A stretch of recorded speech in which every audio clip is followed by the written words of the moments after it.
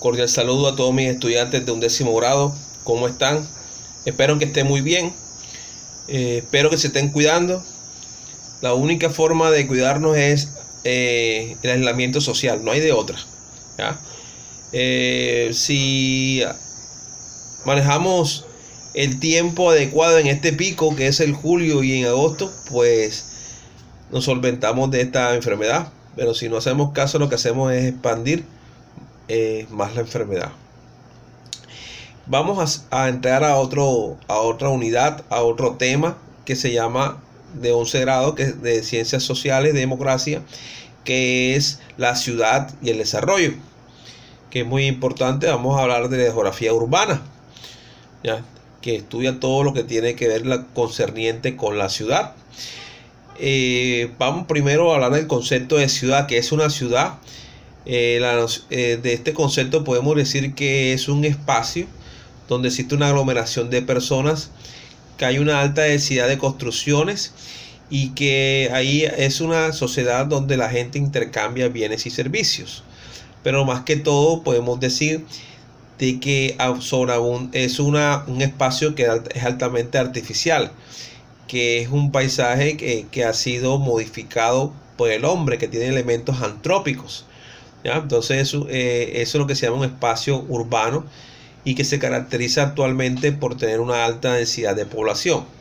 Actualmente casi todo el planeta es prácticamente urbano.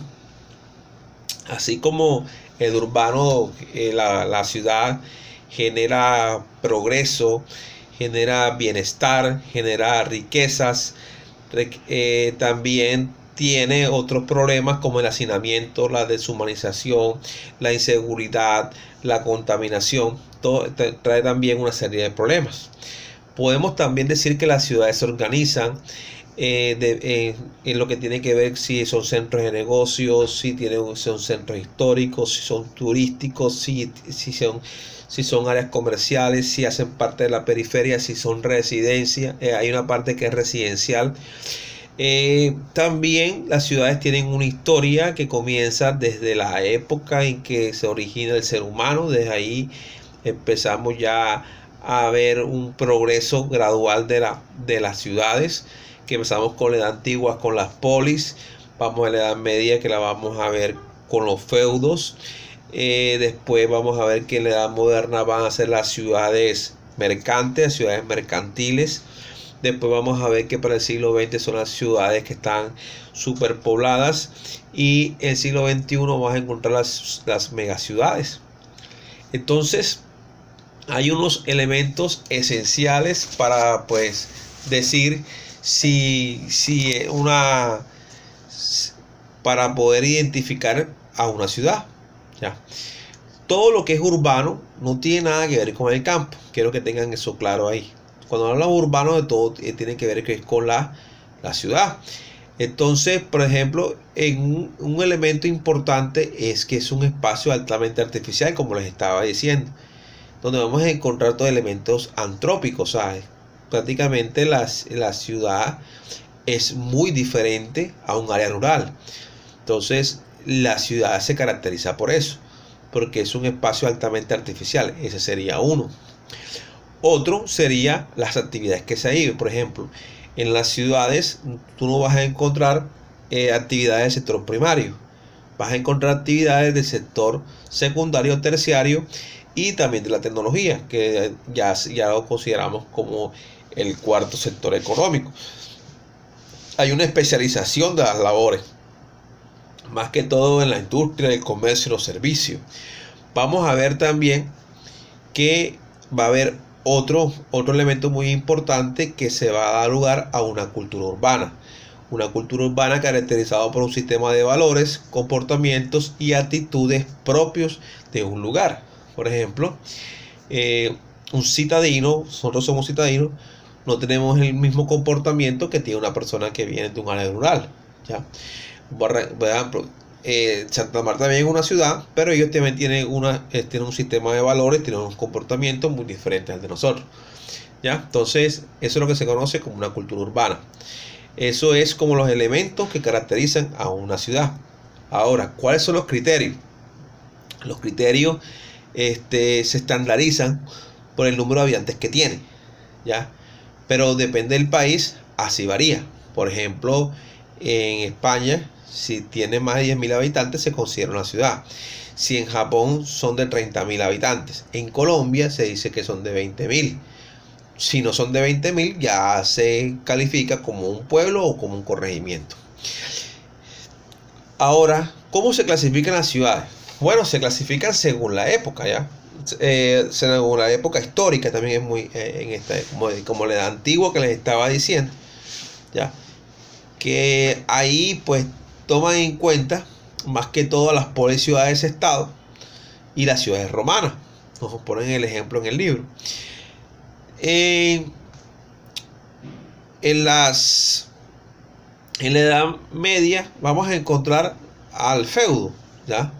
A los feudos, ¿cierto? Que van a haber pequeñas ciudades amuralladas, ¿o no?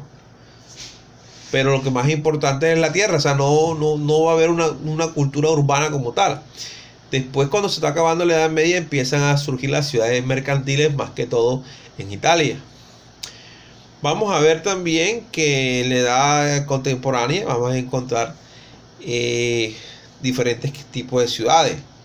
Por ejemplo, podemos decir que las metrópolis es como la ciudad más importante de una región. Por ejemplo, Barranquilla es la metrópoli de la región Caribe, un ejemplo. Si hablamos de megaciudades son esas ciudades que tienen más de 10 millones de habitantes, como Ciudad de México, como Nueva York, como Sao Paulo, como Nueva Delhi en India, ¿cierto? Y cuando hablamos de megalópolis, estamos hablando que es una región que tiene varias ciudades muy cercanas, como Boston y Washington. Otro concepto urbano que quiero que tengan presente es el de conurbación.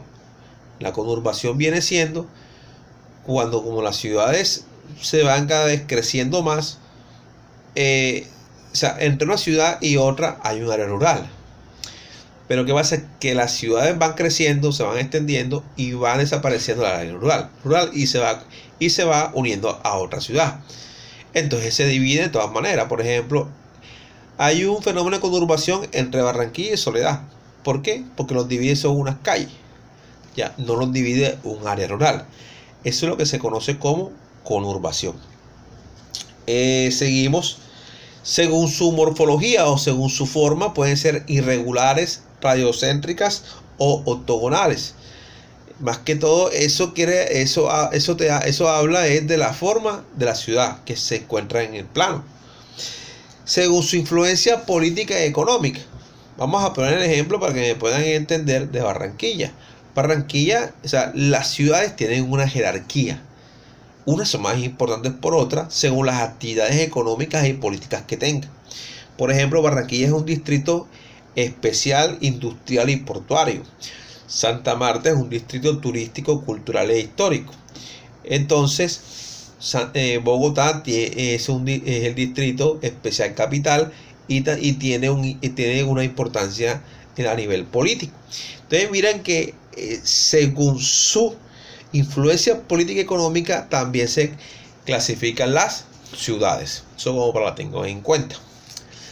Entonces, después nos hablan de las ciudades de la antigüedad, ¿cierto?